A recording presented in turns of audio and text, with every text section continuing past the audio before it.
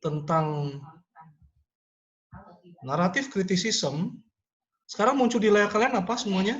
Pertanyaan selanjutnya di dalam Terlihat Pak, terlihat Pak. Naratif kritisism. Waktu mendengar kata kritisism, ya, kalian jangan langsung berpikiran itu tukang kritik, gitu ya. Jangan. Ya, kritisism di sini dalam arti kajian atau satu studi, ya, analisa, satu studi sastra, ya, satu kajian. Kajiannya kajian apa? Kajian naratif.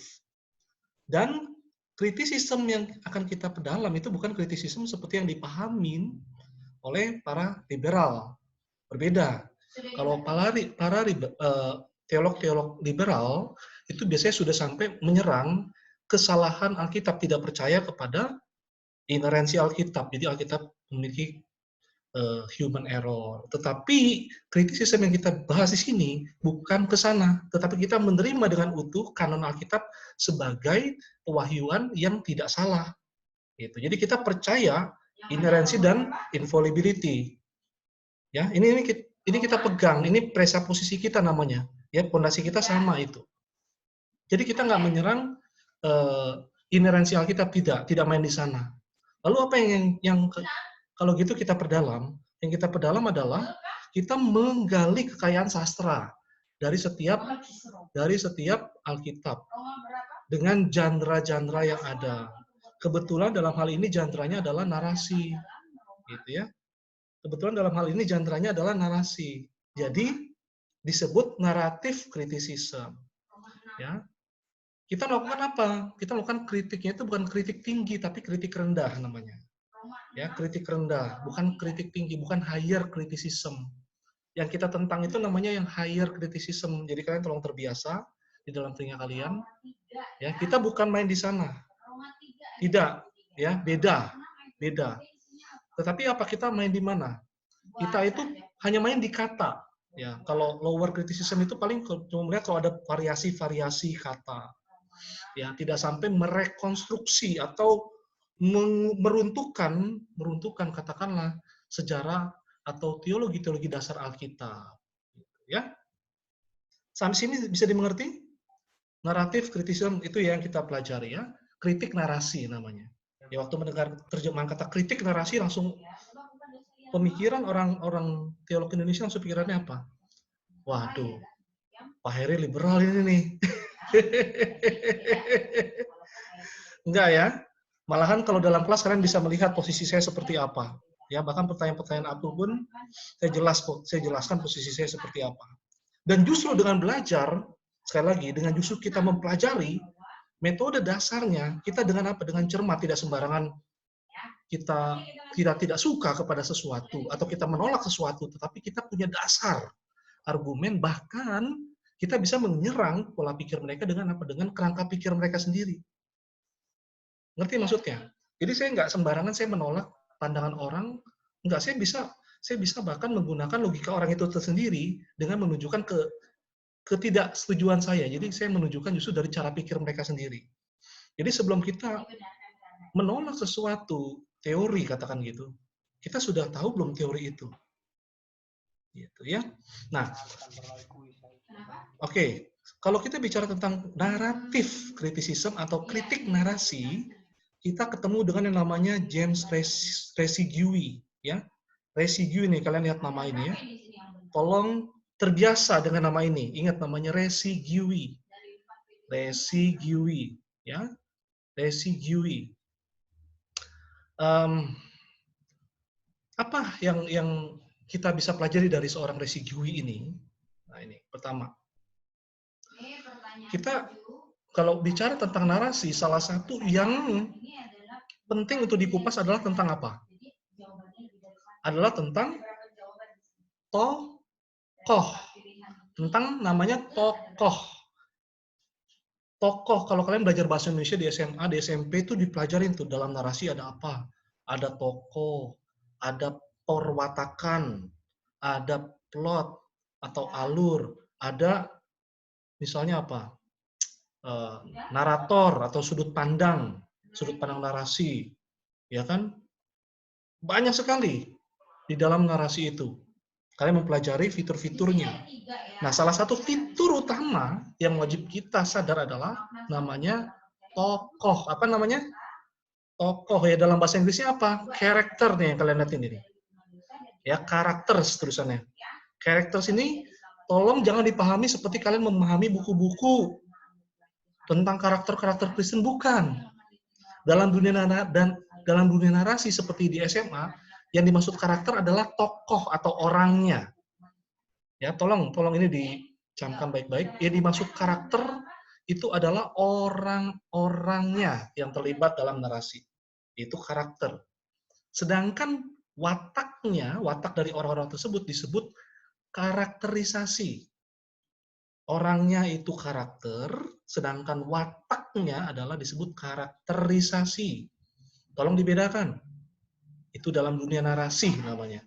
Ya, dalam dunia narasi ada karakter, ada wataknya, ada karakterisasinya. Itu harus dibedakan. Nah, Resigui melihat ada 3 penggolongan kategori untuk memahami tokoh dalam narasi. Yang pertama, dengan kategori atau pendekatan disebut round and flat character. Ya, round and flat character artinya apa? Tokoh-tokoh yang round. Ya, round itu kan artinya bulat ya. Bulat ya. Atau yang flat aja gitu. Maksudnya apa tuh? Ya kalau yang round itu artinya dia karakternya itu multidimensi, kompleks, ya. Sifatnya itu nggak bisa diduga, kompleks gitu ya.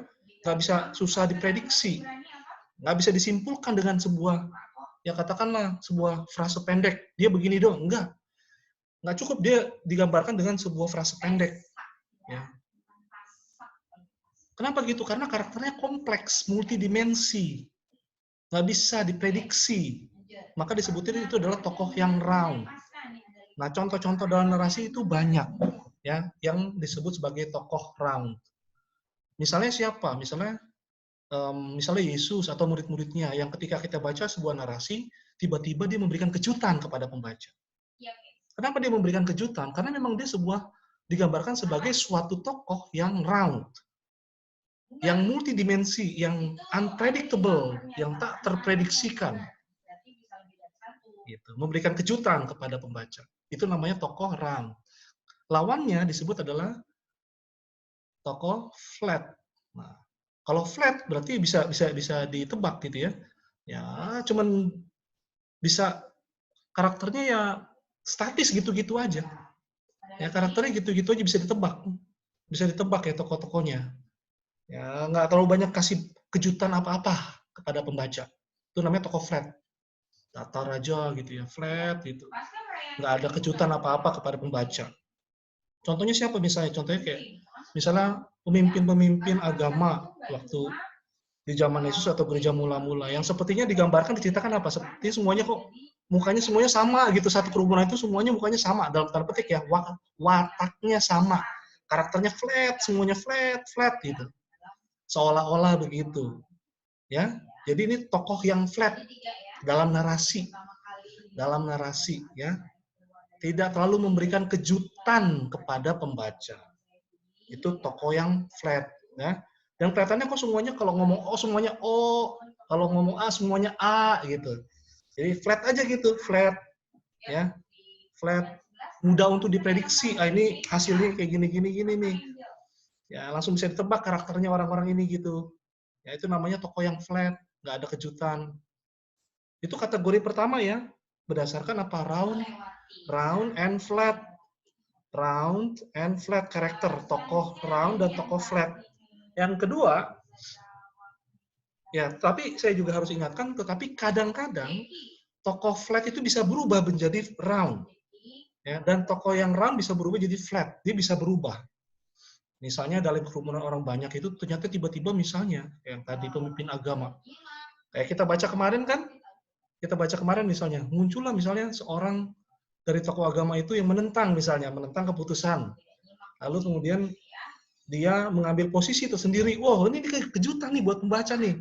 Berarti berubah tuh dari seolah-olah dari seolah-olah kerumunan yang banyak itu kira-kira ngomongnya oh semua, tiba-tiba ada yang ngomong ih, dia kemudian memberikan kejutan kepada pembaca. Bisa itu berubah dari yang flat menjadi round ataupun yang round menjadi flat. Ya, itu biasa dalam dunia narasi. Ya, kalau kita belajar buku bahasa Indonesia juga biasa itu. Ini saya coba refresh saja. Mengingatkan kembali pelajaran-pelajaran SMA kita dulu. Nah, itu yang kategori pertama ya. Kategori pertama yang kedua adalah ini masih bagian yang pertama dulu, sorry. Masih bagian yang pertama. Masih bagian yang pertama yang tadi ya. Biasanya ada apa peran-peran di dalam yang kita pelajari di sekolah itu? Ada yang namanya peran utama ya, tokoh utama atau disebut stock character. Stock character kalau kata Resi Dwi gitu ya. Artinya peran utama. Tokoh yang paling sering muncul dominan di dalam narasi itu, ya. Ya. Dia adalah tokoh yang sering diceritakan. Tokoh itu nggak harus orang yang baik, bisa juga dia seorang yang jahat, tetapi jadi tokoh yang disorot paling banyak dari narasi. Bisa jadi nanti dia berubah dari jahat menjadi baik, kayak misalnya Zacchaeus dan seterusnya, misalnya gitu. Tapi dia tokoh utama yang sedang disorot oleh narator. Itu namanya tokoh stock character. Ya. Yang kedua adalah namanya foil, ya. Foil character ya. Dia disebut sebagai apa? Seperti suatu kontras. Seperti sebuah gambaran kalau kita lihat lukisan gitu ya. Lukisannya warnanya semua putih tapi ada satu titik hitam gitu. Dan ada gubuk di situ seperti menggambarkan apa? Suatu kontras warna yang sangat berlawanan. Nah, ini seperti background yang kontras. Ya, tokoh yang kontras ini untuk menekankan apa? Untuk menekankan justru sifat dari yang lain, dia kontras gitu. Ya. Ya. Ketika orang lain seperti ini, kok malah dia seperti itu, misalnya gitu. Ya, itu namanya tokoh foil, ya. Foil. Yang ketiga itu adalah tokoh figuran, atau Resigiu sebutnya walk on. Dia berjalan gitu aja, berjalan lalu aja begitu. Ya mungkin bisa kayak digambarkan kayak kisah utamanya siapa antara Yesus dengan siapa misalnya gitu. Lalu figurannya mungkin orang banyak kerumunan yang saat itu cuma lagi ini aja. Diceritakan sambil lalu namanya walk on, ya, walk on, ya, tokoh figuran, ya. Lalu yang kedua, kategori yang kedua adalah